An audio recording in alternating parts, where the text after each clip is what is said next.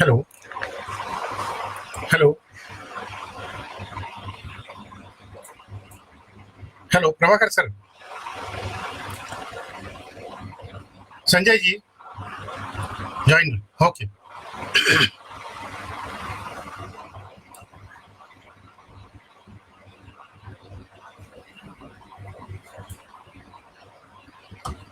आवाज येतो आहे?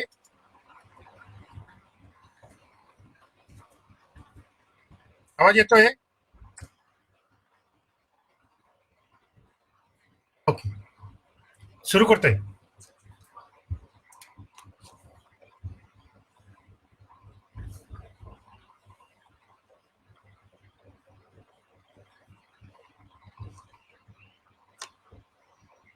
भारतीय पिछड़ा शोषित संगठन, नई दिल्ली, यह संगठन की तरफ से कोरोना वायरस के इस पीरियड में अलग अलग विषयों पर जो व्याख्यान आयोजित किए जा रहे हैं, इसलिए मैं उनका अभिनंदन करता हूं. कोरोना वायरस की वजह से हम घर के बाहर नहीं निकल सकते, किसी के घर पर जाकर बातचीत नहीं कर सकते, इकट्ठा नहीं हो सकते, और ऐसे समय में मूवमेंट बंद नहीं होनी चाहिए. इसलिए सोशल मीडिया का यूज करके ये जो विचारों का आदान प्रदान हो रहा है और बहुत सारी संगठनाएं कर रहे हैं, बहुत अच्छी बात है. उसी तरह से भारतीय पिछड़ा शोषित संगठन, इन्होंने जो ये प्रोग्राम रखा है, इसके लिए पुनश्च उनका अभिनंदन, और मुझे मौका दिया आपसे बातचीत करने के लिए, इसलिए मैं आभारी हूँ. धन्यवाद. विषय जो हमारे सामने रखा गया है, ओबीसी जातियों का जात विनाशी आंदोलन में क्या सहयोग है, क्या उनका योगदान है. जात विनाशी आंदोलन मतलब एंटी कास्ट आंदोलन, एनिहिलेशन ऑफ कास्ट, जो बाबा साहब ने कहा. तो जाति को, जाति व्यवस्था को समूल नष्ट करने के लिए जो आंदोलन इस देश में चल रहा है, उस आंदोलन में ओबीसी जातियों का क्या योगदान है, ये मैं मैं पीछे नहीं लेके जाऊंगा, क्योंकि बौद्ध काल में वर्ण व्यवस्था थी, और उस वर्ण व्यवस्था में उस वक्त के जो ओबीसी कास्ट थे, व्यवसाय के आधार पर आज हम कह सकते कि भाई ये ओबीसी कास्ट उस वक्त थे, तो उन्होंने भी वर्ण व्यवस्था नष्ट करने के लिए बहुत बड़ा योगदान इन ओबीसी व्यवसायिकों ने दिया था. वर्ण व्यवस्था, उधर उस वक्त जाति व्यवस्था नहीं थी, इसलिए मैं ओबीसी जाति यह शब्द नहीं बोलूंगा. लेकिन ओबीसी व्यवसायिक उस वक्त तो जो थे, जिनको आज ओबीसी कास्ट कहा जाता है, तो उनका भी योगदान वर्ण व्यवस्था नष्ट करने के लिए था. और आज भी जाति व्यवस्था नष्ट करने के लिए ओबीसी जातियों का बहुत बड़ा योगदान रहा है. और बाबा साहब ने तो इतना कह दिया कि देखो, राइटिंग एंड स्पीचेस का 5 नंबर का जो उनका खंड है, उसमें उन्होंने लिखा है, पेज नंबर 112 और 113 पर उन्होंने जो हिंदू धर्म का जो एक चार्ट बनाया है, उस चार्ट में 1 नंबर पर उन्होंने ब्राह्मण, क्षत्रिय, वैश्य, इन 3 वर्णों से निकली हुई जातियां, मतलब ब्राह्मण, क्षत्रिय से निकली हुई, जाट, पटेल, मराठा, ये जातियां वैश्यों से निकली हुई जातियां.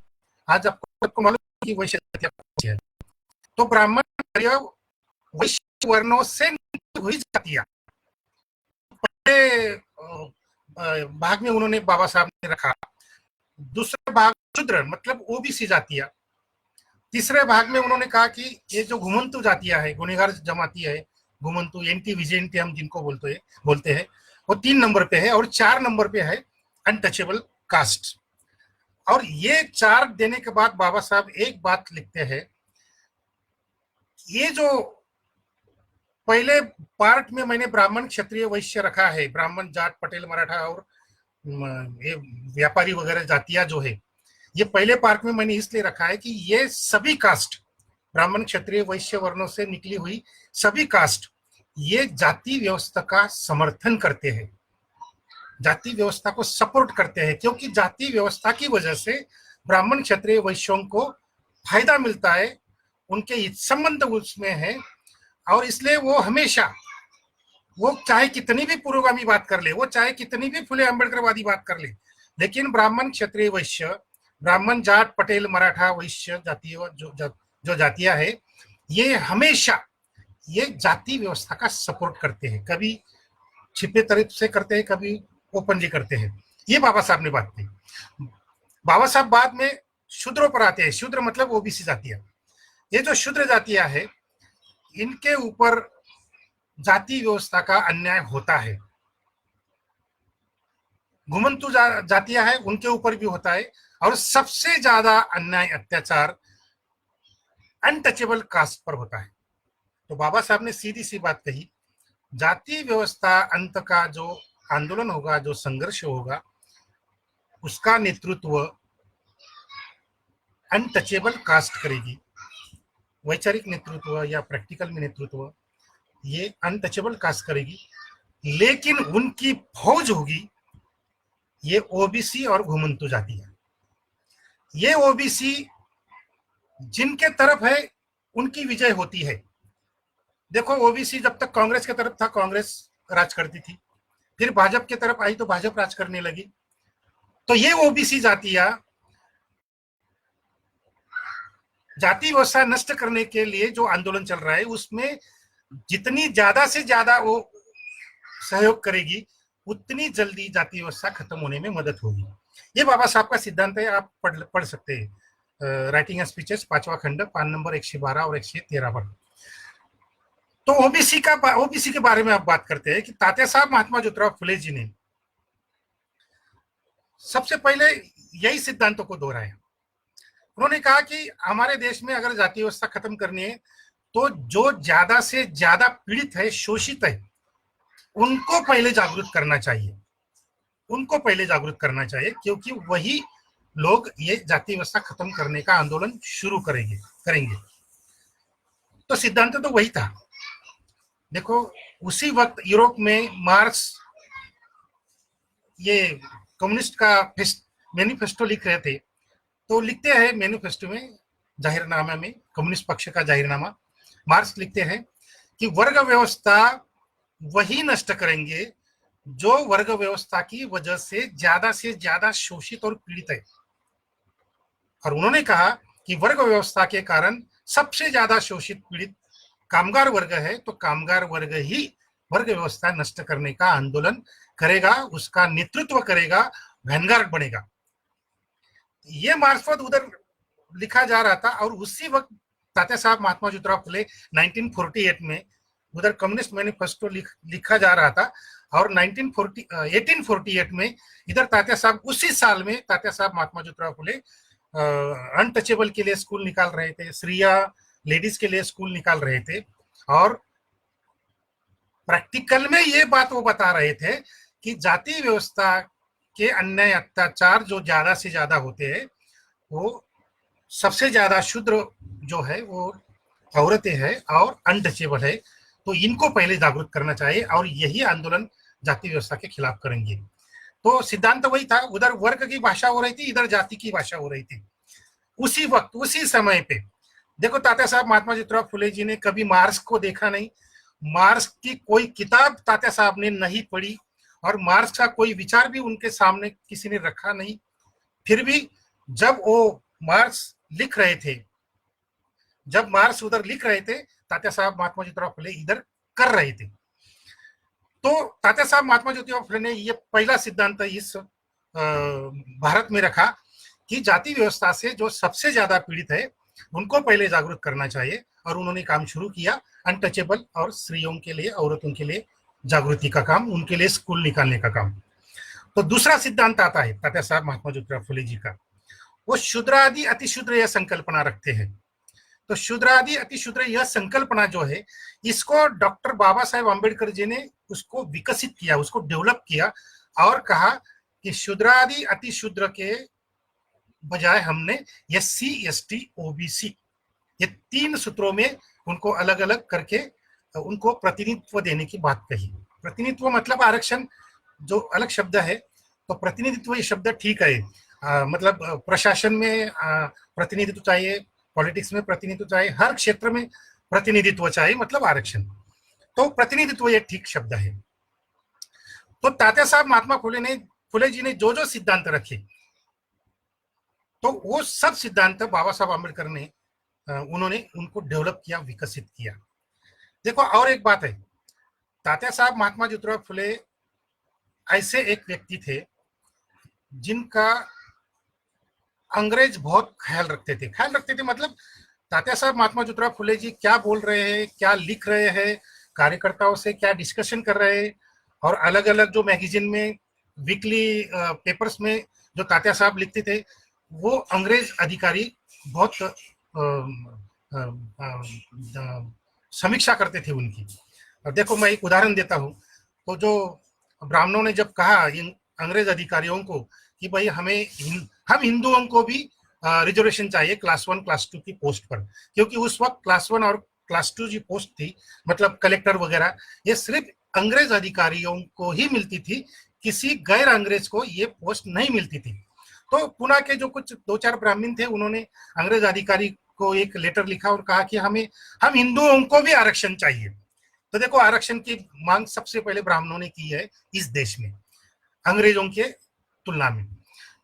तब वो तात्या साहब महात्मा ज्योतिराव फुले जी को डिस्कशन करने के लिए जब कार्यकर्ता आते हैं, और वो लिखते भी हो उसको बाद में, तात्या साहब ने कहा कि ब्राह्मणों को हिंदू के नाम से वो मांगते हैं, जब हिंदू के नाम से कुछ मिलता है तो वो सब ब्राह्मणों को मिलता है, इसलिए इन ब्राह्मणों ने हिंदू के नाम से अर्जी की है और हिंदुओं को आरक्षण दीजिए, ये बात इन्होंने की है। मतलब जब हिंदू को आरक्षण मिलेगा तो सबका सब आरक्षण ब्राह्मण लेके जाएंगे। ये तात्या साहब महात्मा फुले जी ने बिल्कुल स्पष्ट कहा है, समग्र वांग्मय में आप पढ़ सकते हैं। तो उन्होंने कहा कि ब्राह्मणों को हिंदू करके आरक्षण नहीं देना चाहिए, क्योंकि ब्राह्मण हिंदू नहीं है, ब्राह्मण वैदिक है, ब्राह्मण आर्य है, लेकिन ब्राह्मण हिंदू नहीं है, उनका सिंधु कल्चर से कोई संबंध नहीं है, उल्टा उन्होंने सिंधु कल्चर को नष्ट करने का काम किया। इसलिए तात्या साहब बोलते हैं कि ब्राह्मणों को हिंदू के नाम से आरक्षण नहीं देना चाहिए, क्योंकि वो हिंदू नहीं है, ब्राह्मणों को ब्राह्मण नाम से ही आरक्षण देना चाहिए। तो उन्होंने वहां क्या कहा, उन्होंने कहा कि पूरे भारत देश में ब्राह्मणों की गिनती करनी चाहिए, उनका सेंसस करना चाहिए, उनकी गणना करनी चाहिए, जनगणना। और ब्राह्मणों की जितनी भी लोक संख्या है, ब्राह्मणों की जितनी भी संख्या है, उस संख्या के तहत में उसके परसेंटेज में ब्राह्मणों को आरक्षण दे देना चाहिए क्लास 1 और क्लास 2 पोस्ट में। तो ये जो सिद्धांत तात्या साहब महात्मा फुले जी ने रखा, ये दो अलग अलग परिभाषा में हम उसकी समीक्षा कर सकते हैं। एक तो ब्राह्मण हिंदू नहीं है, ये उन्होंने कहा।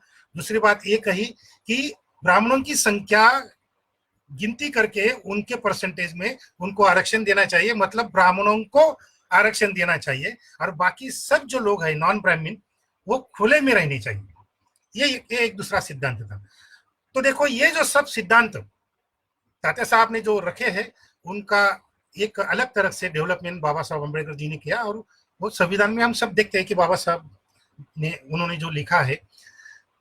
और एक बात है, तात्या साहब महात्मा ज्योतिराव फुले जी ने जाति का विनाश तो चाहा, जाति व्यवस्था खत्म करने की बात तो की, लेकिन कोई भी जाति के आधार पर संगठन नहीं बनाया, कैटेगरी के आधार पर कोई संगठन नहीं बनाया, ना जात कैटेगरी के आधार पर, ना जाति के आधार पर।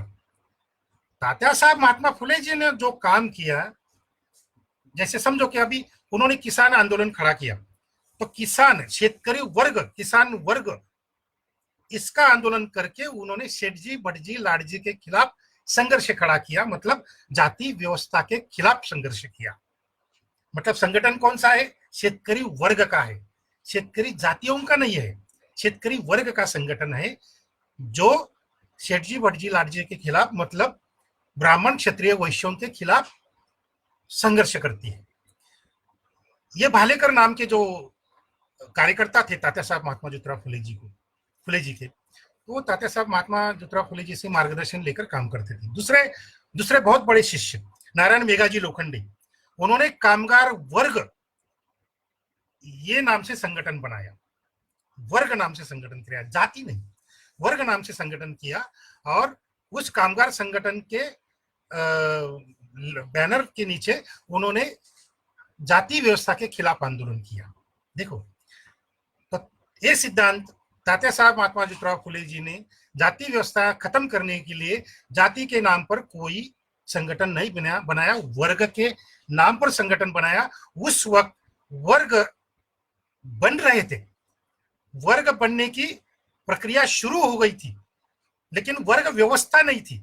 वर्ग थे मतलब वर्ग, कामगार वर्ग, शेतकरी वर्ग, ये वर्ग के आकार में बन रहे थे, लेकिन वर्ग व्यवस्था नहीं थी, वो जाति व्यवस्था के अंदर ही थी। आज भी अगर तुम देखोगे तो वर्ग जो है वो जात के अंदर, जाति के पेट में है, वो जाति का पेट फाड़कर अभी तक बाहर नहीं आया है। तो पहले जाति व्यवस्था खत्म करनी चाहिए, मतलब वर्ग व्यवस्था बाहर आएगी, फिर उनके खिलाफ में हम संघर्ष कर सकते हैं। यह सीधा सा एक ऐसा सिद्धांत है। तो यह जो सिद्धांत था कि जाति व्यवस्था को खत्म करने के लिए वर्ग संगठन चाहिए, तो ये बाबा साहब अम्बेडकर जी ने भी उसको, ये सिद्धांत को डेवलप किया।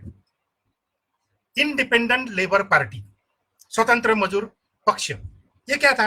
ये तात्या साहब महात्मा ज्योतिराव फुले जी का जो सिद्धांत था कि जाति व्यवस्था अगर खत्म करनी है तो वर्ग संघर्ष ही चाहिए, वर्ग व्यवस्था के नाम पर ही संगठन चाहिए, ना जाति के आधार पर। तो ये बाबा साहब अम्बेडकर जी ने तात्या साहब महात्मा ज्योतिराव फुले जी का यह सिद्धांत इंडिपेंडेंट लेबर पार्टी बनाकर उसको डेवलप किया। तो ये है उस वक्त के ओबीसीओं का योगदान। तात्या साहब महात्मा ज्योतिराव फुले जी के सब शिष्य, एक दूसरा अपवाद अगर छोड़ दिया, ब्राह्मण जाति की भी थी, शिष्य थे, मराठा समाज से भी बहुत सारे शिष्य थे, और ब्राह्मण, मराठा और ब्राह्मण औरतें भी थी, और वैश्य जाति से भी कुछ लोग उनके शिष्य थे। पर संख्या में ज्यादा जो शिष्य थे, जो प्रैक्टिकल में काम करते थे, संगठन बनाकर काम करते थे, उसमें माली, भंडारी, तेली, कोली, धनगर, ये जो ओबीसी जातियां, जिनको आज ओबीसी जातियां कहकर बुलाया जाता है, ये ओबीसी जातियां, उनके कार्यकर्ता तात्या साहब महात्मा ज्योतिराव फुले जी का काम जो है वो प्रैक्टिकल में इंप्लीमेंट कर रहे थे। तो ये है ओबीसीओं का कास्ट एनिलेशन में अपना योगदान। अब थोड़ा आगे आते हैं। बाबा साहब अम्बेडकर जी ने तो ये मान लिया था, जो तात्या साहब महात्मा फुले का सिद्धांत था, ये मान लिया था कि जब तक ओबीसी जागरूक नहीं होगा तब तक हम जाति व्यवस्था की नष्ट करने की बात तो हवा में ही रहेगी। अगर कोई ओबीसी जागरूक नहीं हुआ तो कोई दूसरा जाति व्यवस्था खत्म नहीं कर सकता। तो बाबा साहब अम्बेडकर जी ने जब संविधान लिखा तो उसमें सबसे पहले ओबीसी के प्रतिनिधित्व की बात की, ओबीसी के रिजर्वेशन की बात की। और आप जो अगर देखेंगे संविधान में तो सबसे पहले आता है 340, 340वां कलम, आर्टिकल नंबर 340, इसमें ओबीसी के लिए प्रतिनिधित्व है, उनके लिए आरक्षण है। फिर बाद में आता है 341, आर्टिकल 341, जो एससी के लिए है, अनटचेबल जाति के लिए है। और तीसरा आता है 342, आर्टिकल 342, ये आता है आदिवासियों के लिए। तो देखो बाबा साहब के पूरे फिलॉसफी में देखो ओबीसीओ को उन्होंने बहुत ज्यादा महत्व दिया है। रिडल्स इन हिंदुइज्म किसके लिए लिखा? वो ओबीसी के लिए लिखा, रामकृष्ण वगैरह वगैरह, ये जो उन्होंने विश्लेषण किया है, ये उन्होंने केवल ओबीसी के लिए रखा है।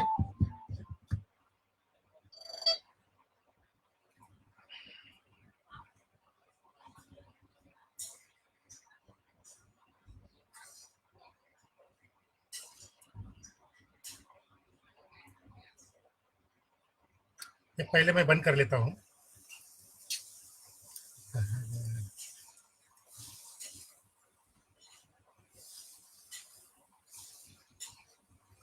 ताकि डिस्टर्ब ना हो।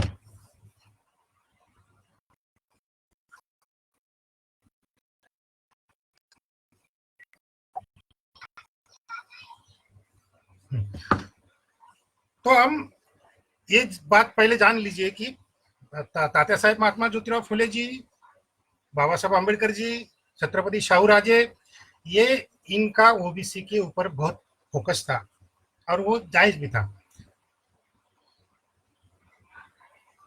1950 में 26 जनवरी 1950 में भारतीय संविधान अमल में आने लगा और एक साल के अंदर 1951 में बिल्कुल संविधान लागू होते ही, संविधान इम्प्लीमेंटेशन होते ही तुरंत सुप्रीम कोर्ट में आरक्षण के खिलाफ, मतलब ये जो आर्टिकल है 340, 341, 342, इनके खिलाफ में सुप्रीम कोर्ट में तमिलनाडु के एक ब्राह्मण ने उसको चैलेंज किया और सुप्रीम कोर्ट ने तुरंत अपना जजमेंट दे दिया और कहा कि ये जो सब आरक्षण जो है एससी एसटी ओबीसी का, ये सब आरक्षण खत्म कर दो।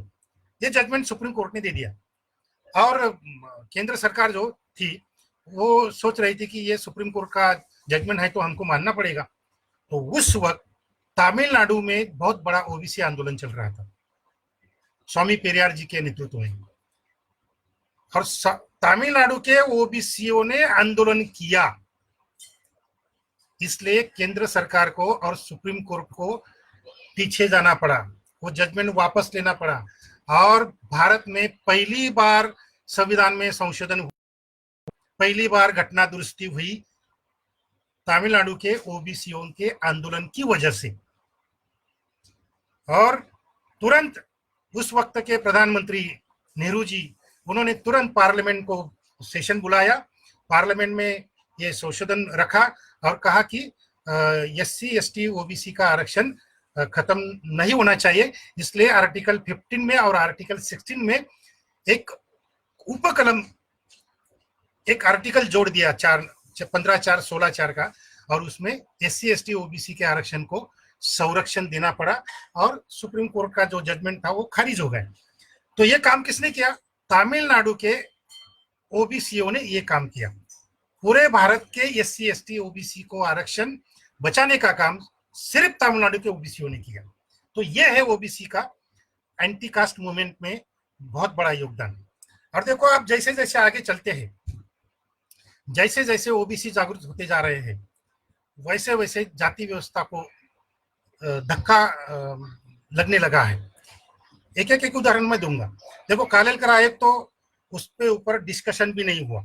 बाबा साहब आम्बेडकर जी ने उसके लिए रिजाइन भी किया, क्योंकि बाबा साहब सोचते थे कि अगर ये कालेलकर कमीशन अगर अमल में लाया गया तो जल्द से जल्द ओबीसी जागरूक होंगे और जल्द से जल्द इस देश से जाति व्यवस्था खत्म हो जाएगी। इसलिए उन्होंने अपना जो लॉ मिनिस्टर का जो उनका मंत्री पद था वो भी उन्होंने छोड़ दिया, एक कालेलकर कमीशन की वजह से, ओबीसी की वजह से। तो ये ओबीसी का महत्व है।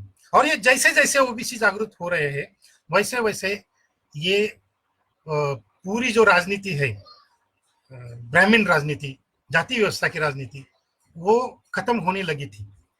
देखो बीच बीच में कांग्रेस भी सरकार नहीं बना रही थी और पूरी देश की जो राजनीति थी वो लंगड़ी हो चुकी थी ओबीसी की वजह से। और जब 1978 में जब कांग्रेस को हराकर जनता पार्टी का राज आया, जनता पार्टी के राज में ये आरएसएस बीजेपी भी था और बहुत सारे ओबीसी लीडर भी थे, दलित लीडर भी थे जो समाजवादी पार्टी से भी आए थे। तो इन्होंने कालेलकर आयोग लागू करने की बात कही थी। चुनाव के पूर्व भी जो मैनिफेस्टो था जनता पक्ष का, उसमें भी कहा गया था कि हम सत्ता में आने के बाद तुरंत कालेलकर आयोग को इम्प्लीमेंट करेंगे। फिर सरकार आने के बाद जनता पक्ष में जितने भी ओबीसी लीडर थे उन्होंने प्रेशर बढ़ाया और उनको टालने के लिए फिर ये मंडल कमीशन 2 साल के लिए आ गया, जो 2 साल का टाइम पास कर सकते थे। और जब मंडल कमीशन का जो अहवाल है वो पूरा तैयार होके जब संसद में आने वाला था, उसके 2 दिन पहले जनता पार्टी की सरकार जानबूझकर गिराई गई। अगर वो जनता पार्टी की सरकार रह जाती तो 2 दिन के बाद आने वाला जो मंडल कमीशन का रिपोर्ट है वो संसद में आ जाता, उसके ऊपर चर्चा करनी पड़ती, और जो आश्वासन दिए थे मैनिफेस्टो में और जो ओबीसी मेंबर ऑफ पार्लियामेंट्स का जो प्रेशर था, उनकी वजह से ये मंडल कमीशन इंप्लीमेंट करना पड़ता जनता पार्टी सरकार को।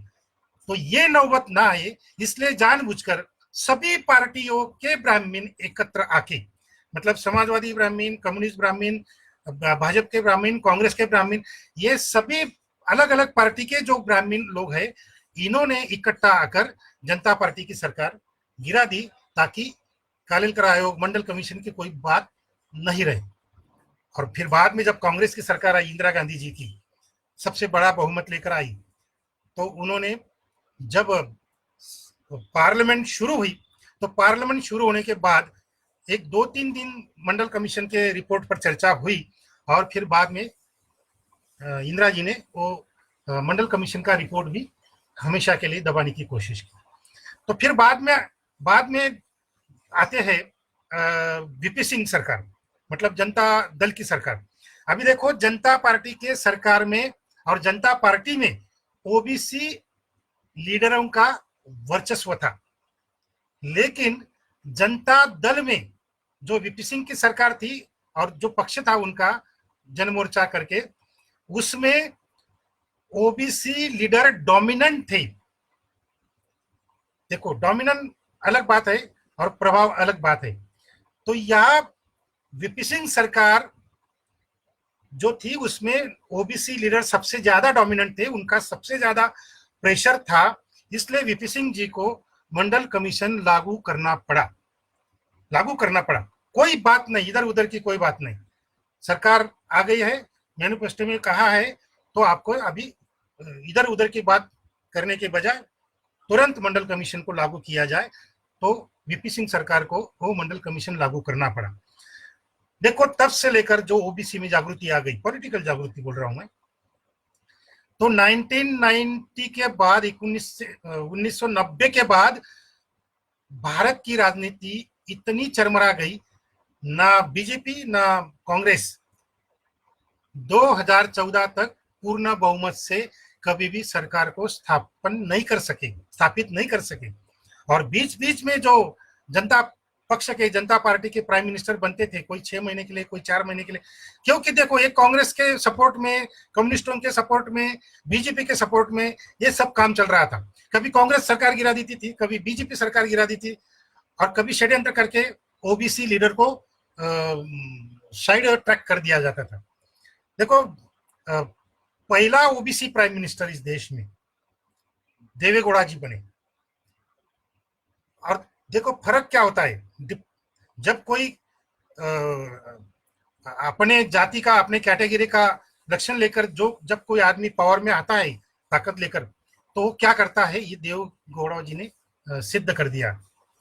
देवेगौड़ा जी ने कहा, वो 1996 का टाइम था, तब उन्होंने कहा कि अब इसके बाद जो जनगणना होगी, देखो सुप्रीम कोर्ट ने भी जनगणना की बात की थी कि अगर ओबीसी का कोई आंकड़ा सरकार के पास नहीं है, क्योंकि ओबीसी की कोई भी केस जब जाती है सुप्रीम कोर्ट में या हाई कोर्ट में, ओबीसी की कोई भी केस जब हाई कोर्ट में, सुप्रीम कोर्ट में जाती है, तो वो पहला सवाल सुप्रीम कोर्ट में ये पूछा जाता है कि जिन ओबीसीओं के लिए आप कोर्ट में आए हैं, तो ओबीसी की संख्या बताइए, उनकी परसेंटेज बताइए। तो गवर्नमेंट को लेटर जाता है और गवर्नमेंट उस लेटर को रिप्लाई करती है और कहती है सुप्रीम कोर्ट को कि भाई ओबीसी की गिनती स्वतंत्र भारत में नहीं होती, इसलिए ओबीसी की संख्या क्या है, उनका परसेंटेज क्या है, ये भारत सरकार आपको प्रोवाइड नहीं कर सकता। तो बस सुप्रीम कोर्ट ने जो जजमेंट दिया 1992 में मंडल कमीशन का, तो उस वक्त भी यही सवाल खड़ा था और केंद्र सरकार ने वही बात कही थी। तो उस वक्त जजमेंट में कहा है कि ओबीसी कैटेगरी की जनगणना, उनका सेंसस होना चाहिए।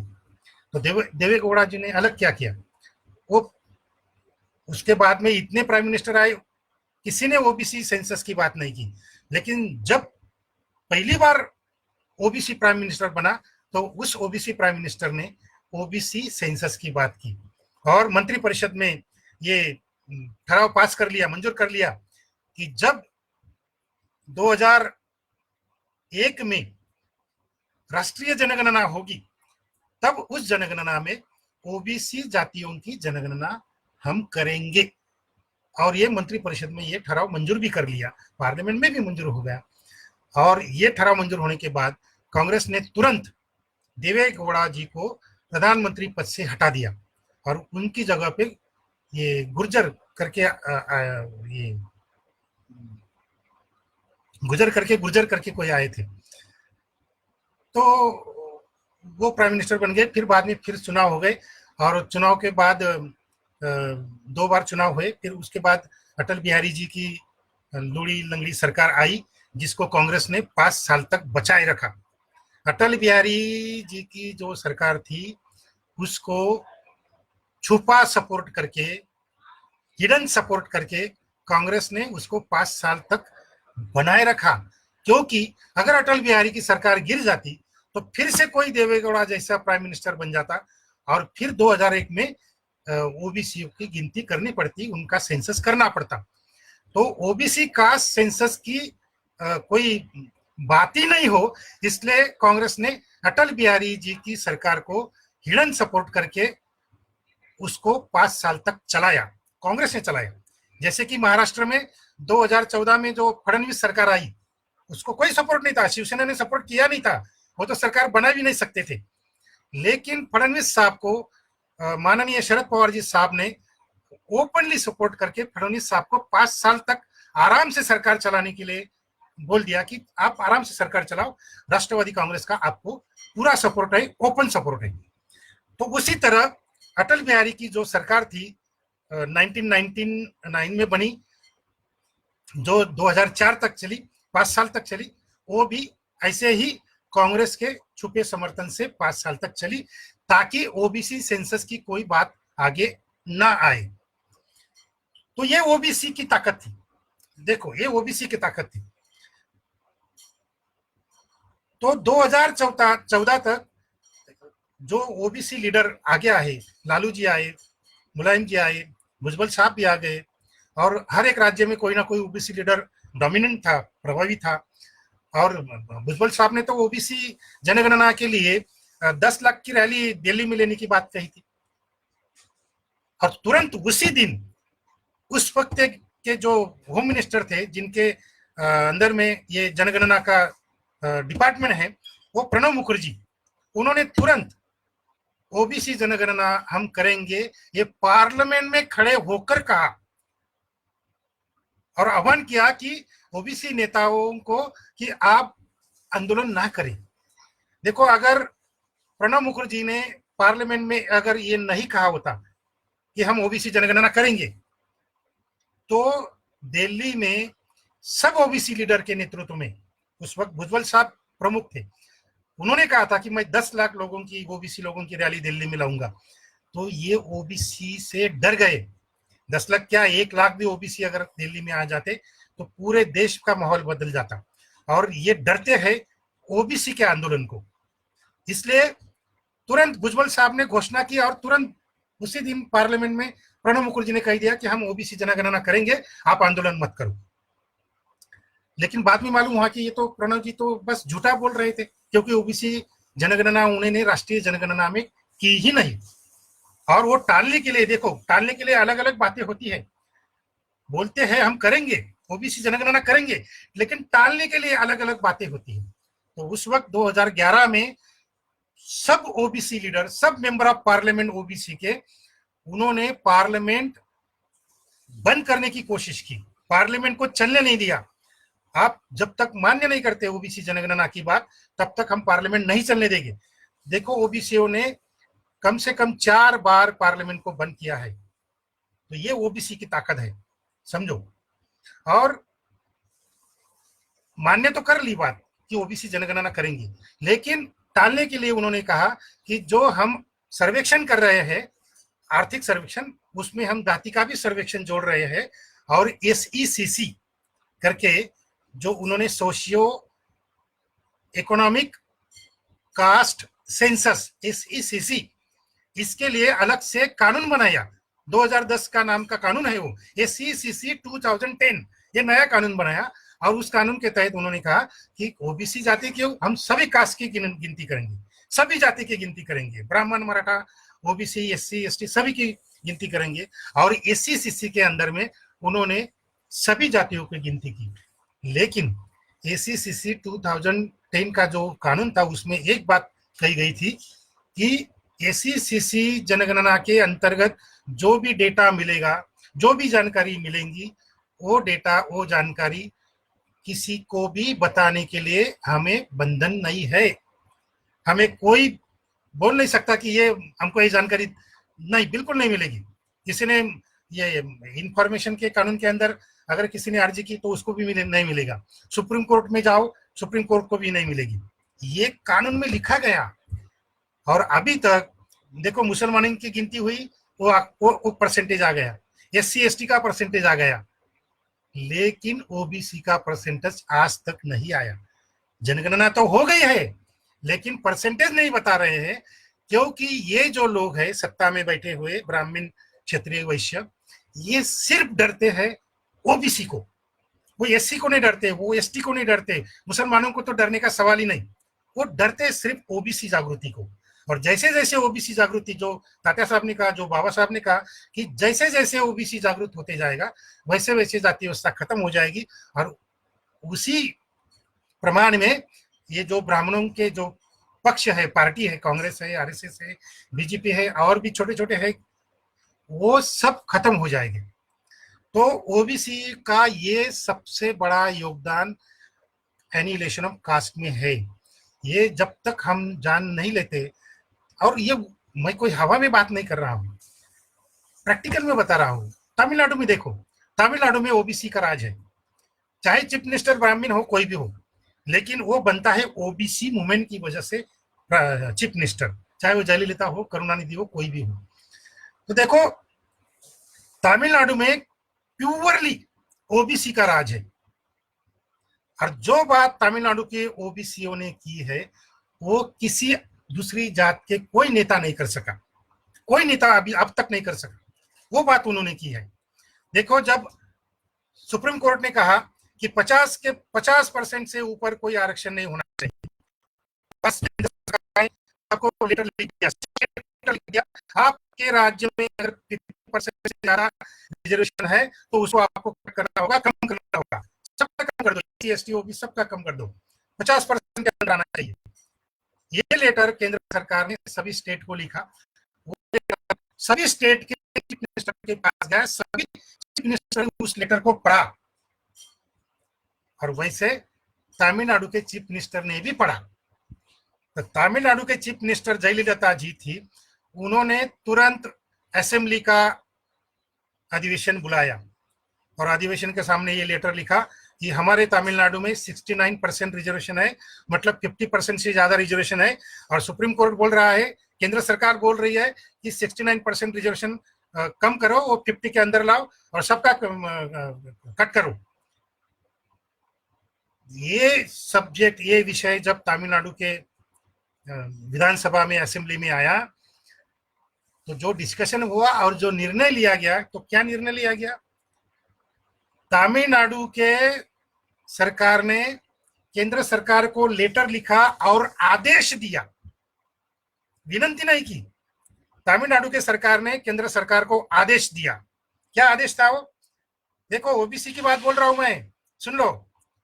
तो OBC का जब कोई राज होता है तो वो विनती नहीं करते, वो आदेश देते हैं। किसको आदेश दिया? कांग्रेसी ब्राह्मणों को, उनको आदेश दिया। क्या आदेश दिया कि ये जो आरक्षण है, ये आरक्षण तो हम खत्म करने की तो कोई बात ही नहीं, कट करने की, कपात करने की तो कोई बात ही नहीं, कम करने की बात ही नहीं है, लेकिन ये जो आरक्षण है ये 9 नंबर की सूची में डाल दो। आदेश 9 नंबर की सूची, 9 नंबर का शेड्यूल, उसमें ये डाल दो ताकि आगे जाकर कोई सुप्रीम कोर्ट में हमारे आरक्षण को चैलेंज ना कर सके और कोई केंद्र सरकार आगे जाकर हमें ऐसा लेटर लिखने की जरूरत ना करे। ये OBC ने आदेश दिया और तुरंत उस वक्त के कांग्रेस सरकार ने पार्लियामेंट में ये विषय रखा। जैसे कि 1951 में नेहरू जी ने पार्लियामेंट तुरंत बुलाई ओबीसी के आदेश की वजह से। तुरंत 1951 में पार्लियामेंट बुलाया, संविधान का पहला संशोधन किया और एससी एसटी ओबीसी का आरक्षण बच गया। केवल ओबीसी ने आदेश किया इसलिए। और यहां भी अभी भी जब आरक्षण कपात करने की बात चल रही थी 50% से आरक्षण ना हो करके, आज अभी भी तमिलनाडु की ओबीसीओ ने केंद्र सरकार को आदेश दिया कि 9 नंबर के शेड्यूल में ये आरक्षण डाल दो ताकि कोई जरूरत ना करे आगे जाकर सुप्रीम कोर्ट को चैलेंज करने के लिए, कोई जरूरत ना करे और कोई केंद्र सरकार भी जरूरत नहीं करेगा कि आरक्षण कम करो, ये करो, वो करो। तो ये ओबीसी की ताकत है। तो इसलिए मैं हमेशा कहता हूं हमारे सब छोटे मोटे जो मतभेद है, कैटेगरी के जो कोई हमारे जो कोई ईगो है, कैटेगरी के एससी का ईगो होता है, ओबीसी का ईगो होता है, आदिवासी का ईगो होता है, अपने अलग अलग कल्चर है, अलग अलग अपनी मांगे है, अलग अलग अपनी पार्टी है, अलग अलग अपने संगठन है। मैं हमेशा के लिए विनती करता रहता हूं कि भाई आप ये छोटे बड़े सब बात छोड़ दो। अगर आपको लगता है कि ब्राह्मणवाद शत्रु है, अगर आपको लगता है जाति व्यवस्था हमारी शत्रु है, तो जाति व्यवस्था खत्म करने के लिए सब काम बाजू में रखो और बस एक ही काम करो, ओबीसी कैसे जागरूक हो। और ओबीसी कैसे जागरूक होगा? आज की घड़ी में अगर ओबीसी कास्ट सेंसस अगर हो गया तो मैं कहता हूं ओबीसी 100% जागरूक हो जाएगा, 100% जागरूक हो जाएगा। और उसी दिन से जाति व्यवस्था खत्म होने की प्रक्रिया जो है वो शुरू हो जाएगी। जाति व्यवस्था खत्म क्यों नहीं हो रही? वो तो मजबूत बनती जा रही है। क्यों बनती जा रही है? क्योंकि ओबीसी जागृति का आंदोलन थम गया है। जो मंडल कमीशन की वजह से उन्होंने स्पीड पकड़ा था, मंडल कमीशन इंप्लीमेंट होने की वजह से ओबीसी जागृति ने जो स्पीड पकड़ा था, जिसकी वजह से 2014 तक ना कांग्रेस ना बीजेपी सरकारें फुल सपोर्ट से सरकार नहीं बना रही थी, पूर्ण बहुमत से सरकार नहीं बना रही थी। तो वो जो वक्त था वो ओबीसी की वजह से आया था। और उस वक्त अगर बाकी देखो ओबीसी ने अपना काम किया, ओबीसी ने कहा क्या काम किया, ओबीसी जागरूक हो गया और ब्राह्मणों की जो पार्टी है कांग्रेस और बीजेपी, इनको कमजोर कर दिया। तो फिर बाकी के लोगों का भी यह काम था कि पूरी ताकत लगाकर ओबीसी का साथ देकर काम करना चाहिए था। देखो उस वक्त के ओबीसी ने कम्युनिस्ट ज्योति बसु को निमंत्रण दिया। देखो ओबीसी बहुत खुला वर्ग है, ये नैरो माइंडेड ओबीसी नहीं है। ये हमारा जात का होना चाहिए, हमारा ये होना चाहिए, हमारा कैटेगरी, ये नहीं है। देखो ओबीसी जब जागरूक हो जाता है तो वो ब्राह्मण को भी चीफ मिनिस्टर बनाता है, और ओबीसी जब जागरूक हो जाता है तो वो कम्युनिस्ट ब्राह्मण को निमंत्रण दिया कि आओ आप प्राइम मिनिस्टर बनो और ये जाति व्यवस्था का जो आंदोलन हम चला रहे हैं उसको आप सपोर्ट करो। तो ज्योति बसु ने ये जो निमंत्रण था, ये जो बात थी, एक कम्युनिस्ट पॉलिट ब्यूरो को सामने रखी। और आपको मालूम है कम्युनिस्ट जो पॉलिट ब्यूरो है, चाहे वो सीपीआई का हो चाहे सीपीएम का हो, ये पूरा जातिवादी है।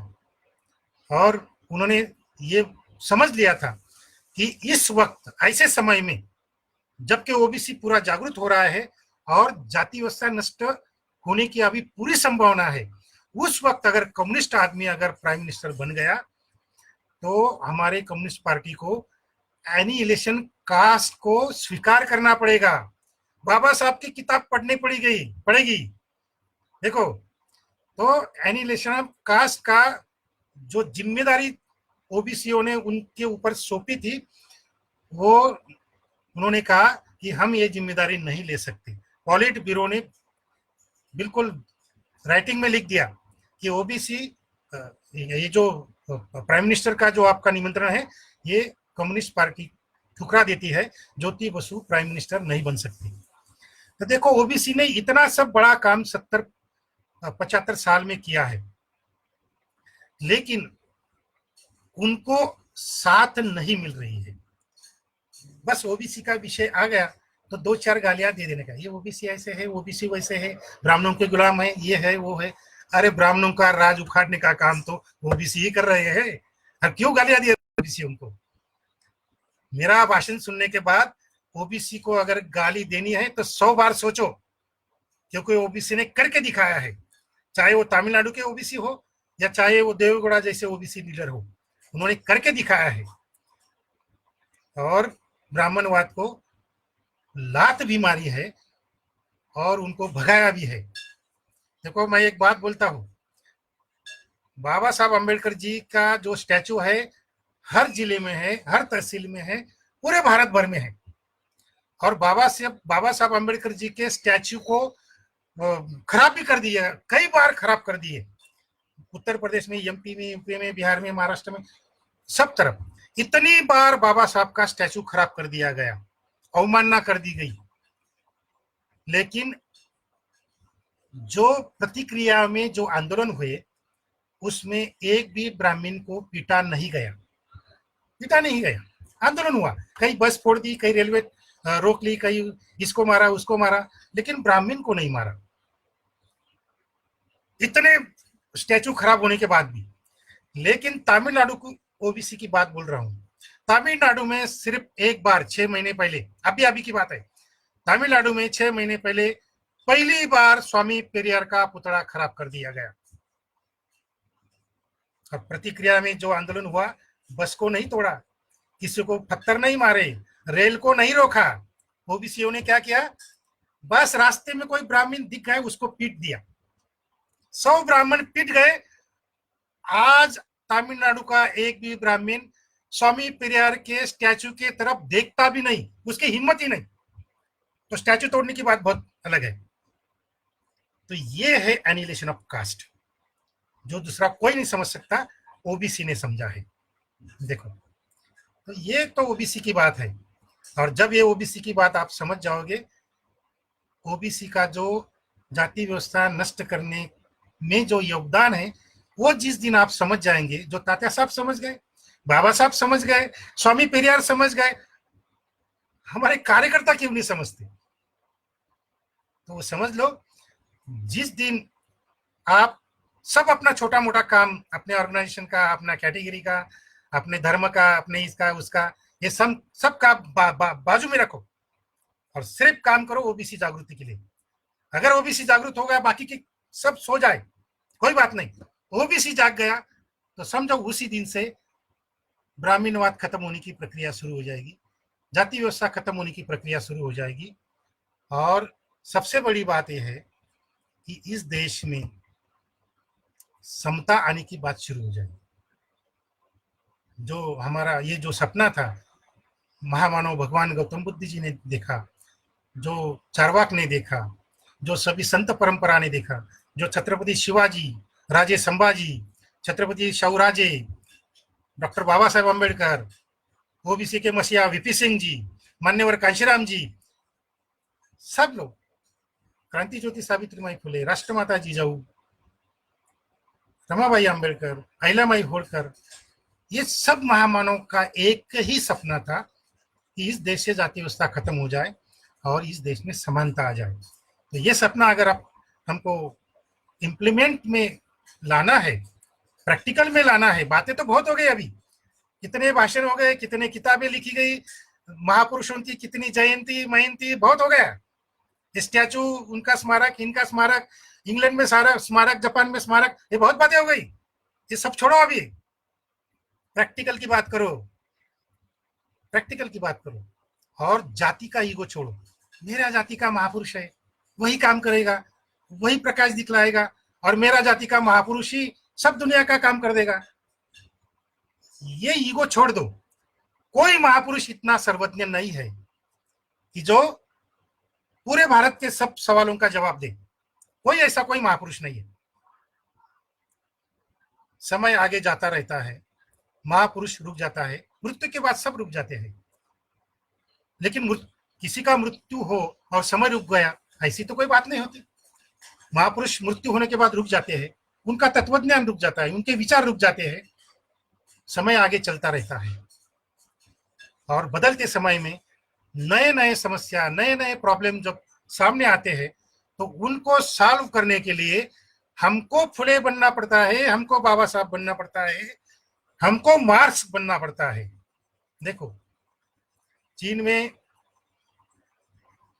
बौद्ध धर्म है, पूरा चीन, पूरी चीन की जनता महामानव गौतम बुद्ध को मानती है, पूजती भी है, धम्म को भी मानती है।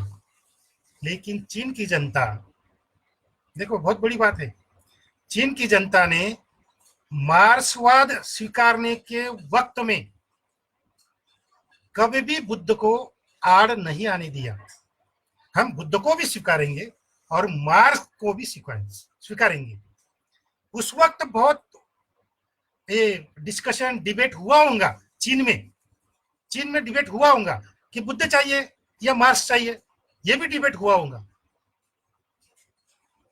लेकिन चीनी जनता ओपन माइंडेड होने की वजह से, उनके दिमाग में कोई धर्म का ईगो ना होने की वजह से चीन जनता ने मार्क्सवाद को खुले मन से स्वीकारा और अपने देश में क्रांति की।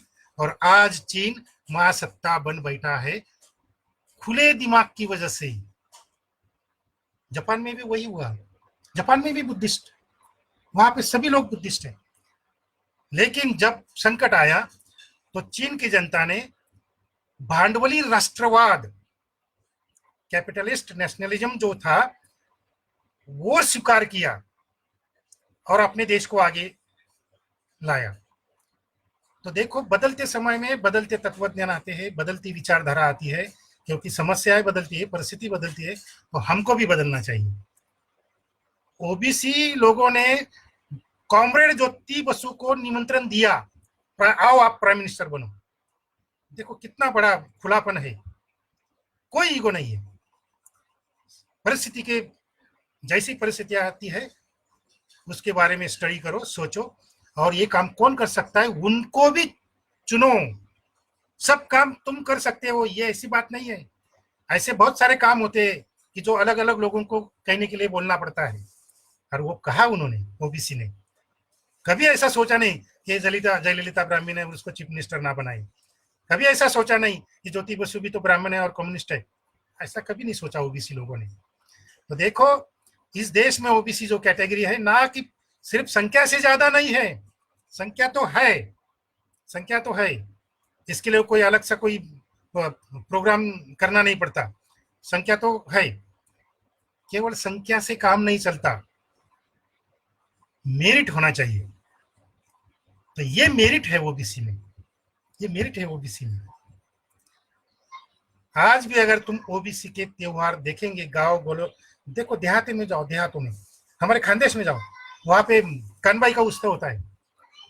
ब्राह्मण छोड़ के सभी जाति के, जमाती के लोग कानबाई के उस धार्मिक उत्सव में 10 दिन तक इकट्ठा आते हैं, खाते हैं, नाचते हैं, गाते हैं, और वहां पे शादियां भी लगाते हैं। ब्राह्मण छोड़ के कानबाई का सन है, वैसे बहुत सन है, बहुत उत्सव है, हमने स्टडी करना चाहिए। जब आप ओबीसी का स्टडी करेंगे तब आपको पता चलेगा कि एंटी कास्ट क्या होता है। तो तात्या साहब महात्मा ज्योतिराव फुले ने यह सब ढूंढा, बलिराजा को ढूंढ के निकाला। ये जो बलिराजा है ये हमारा आदर्श है, ये ढूंढ के निकाला, ये ओबीसी का है, ओबीसी उससे प्रेरित होंगे।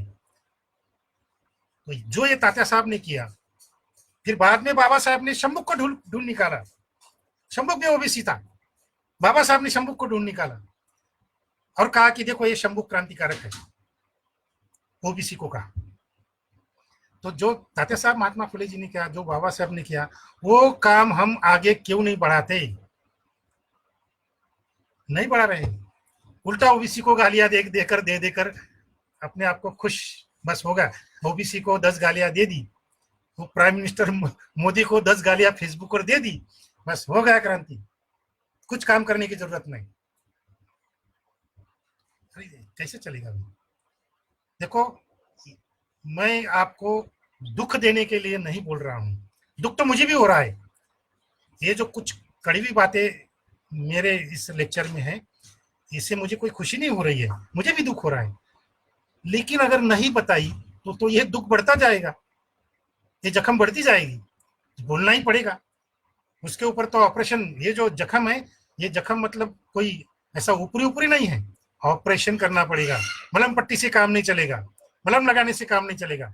अब कोई किसी को कोई दुख हो, कोई किसी को बुरा लगे, कोई चिंता नहीं, मेरा दोस्त है, मेरे सामने बैठा है और उसको बुरा लग रहा है, मुझे कोई चिंता नहीं, मुझे कोई चिंता नहीं। जो सच है वो बोलना ही चाहिए।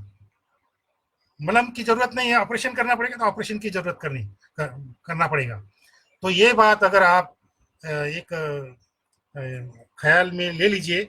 और मेरा कहने का जो, देखो अगर कभी मुझे संधि मिली, चांस मिला, तो वर्ण व्यवस्था खत्म करने के लिए उस वक्त के ओबीसी व्यवसायियों ने, ओबीसी जातियों के नहीं, ओबीसी व्यवसायिक, जिनको आज ओबीसी जातियां बोली जाती है, तो वर्ण व्यवस्था, महामानव गौतम बुद्ध के धम्म क्रांति, धम्म क्रांति मतलब वर्ण व्यवस्था नष्ट करने की क्रांति।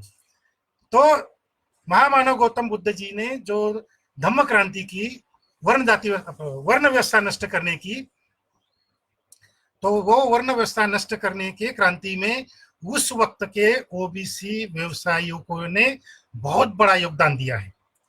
बल्कि अगर ओबीसी व्यवसायिक योगदान नहीं देते तो वर्ण व्यवस्था खत्म नहीं होती। और आज भी अगर ओबीसी जागरूक नहीं होंगे, उनको आप सपोर्ट नहीं करेंगे, तो ओबीसी जागरूक नहीं होंगे और जाति व्यवस्था खत्म भी नहीं होगी, ब्राह्मणवाद भी खत्म नहीं होगा। तो फिर से विनती करता हूं, मेरी कड़वी बात अगर लगी हो तो मुझे माफ कीजिए और समझने की थोड़ी कोशिश करें। अगर कोई सवाल है, कोई प्रॉब्लम है, तो मुझे फेसबुक पर कांटेक्ट कीजिए। मेरा फ़ोन नंबर भी फेसबुक पर है, उससे भी मुझे आप संपर्क कर सकते हैं। सोशल मीडिया है, व्हाट्सएप है, डायरेक्टली फ़ोन पर भी बात कर सकते हैं, किसी भी वक्त फ़ोन कर सकते हैं, बिल्कुल रात को 12 बजे भी फ़ोन कर सकते हैं और मुझसे चर्चा कर सकते हैं, सवाल पूछ सकते हैं।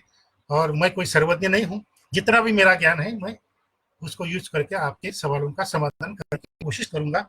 और मैं आप सबको धन्यवाद दे रहा हूं कि मेरी बात 45 मिनट से ज्यादा होगी, फिर भी आप मुझे सुन रहे हैं। और संयोजकों ने पहले से ही कहा था कि आप एक एक एक घंटे तक आप बोलेंगे तो भी चलेगा। तो उन्होंने जो ये परमिशन दी, मुझे बोलने की संधि दी, संयोजकों को मैं आभार करूंगा। माननीय प्रभाकर गायकवाड़ सर है, माचनवार जी सर है, ढाकुलकर जी है, ये सब गोबरे साहब है, ये सब जो है ये सचमुच में दिल से मन से ओबीसी का काम कर रहे हैं और हम सब साथ में हैं। मैं विनती करूंगा कि एससी, एसटी, मुस्लिम, अल्पसंख्यक, ये सब लोगों ने ओबीसी के साथ आना चाहिए। और आज के समय में बस एक ही प्रोग्राम ओबीसी कैटेगरी की caste wise census, caste wise जनगणना होनी चाहिए। और उससे भी आगे जाकर हम ये कहेंगे कि सभी जातियों की, ब्राह्मण, मराठा, वैश्य, ओबीसी, एससी, एसटी, सभी जातियों की, सभी धर्म के जातियों की जनगणना होनी चाहिए। क्योंकि अब तक हम जाति व्यवस्था के खिलाफ, ब्राह्मणवाद के खिलाफ जो संघर्ष कर रहे थे, वो पुराण कथाओं से मुद्दे लेकर जाति व्यवस्था के खिलाफ बोल रहे थे। रामायण महाभारत के मुद्दे उठाकर हम जाति व्यवस्था के खिलाफ लड़ रहे थे। कितने दिन हम ये ब्राह्मणों के ग्रंथ और ब्राह्मणों की जो भाखड़ कथाएं, पुराण कथाएं जो है, इनके आधार पर कितने दिन तक हम जाति व्यवस्था के खिलाफ संघर्ष करेंगे। अब हमको जाति व्यवस्था के खिलाफ संघर्ष करने के लिए नया डेटा चाहिए, और वो नया डेटा, नई इंफॉर्मेशन आपको मिलेगी कास्ट वाइज सेंसस करने के बाद, कि ब्राह्मण जात ने कितनी प्रगति की है, मराठा जातियों ने कितनी प्रगति की है, क्षत्रिय जाति कितने आगे है, कितने पीछे है, और ओबीसी का है, एससी का है। ये सब ताजा डेटा हमको अगर आज मिल गया कास्ट सेंसस करने के बाद, तो ये ताजा डेटा लेकर जाति व्यवस्था के खिलाफ बहुत बड़ी लड़ाई प्रभावी हो सकती है और जाति व्यवस्था के खिलाफ पूरे देश भर में आंदोलन खड़ा हो सकता है। ये काम ओबीसी भी करेंगे और उनको सब बाकी के लोग सपोर्ट भी करेंगे, ये मुझे अपेक्षा है। और मैं फिर से सबको धन्यवाद देता हूँ। और जय ज्योति, जय भीम और जय ओबीसी, जय मूल निवासी। धन्यवाद।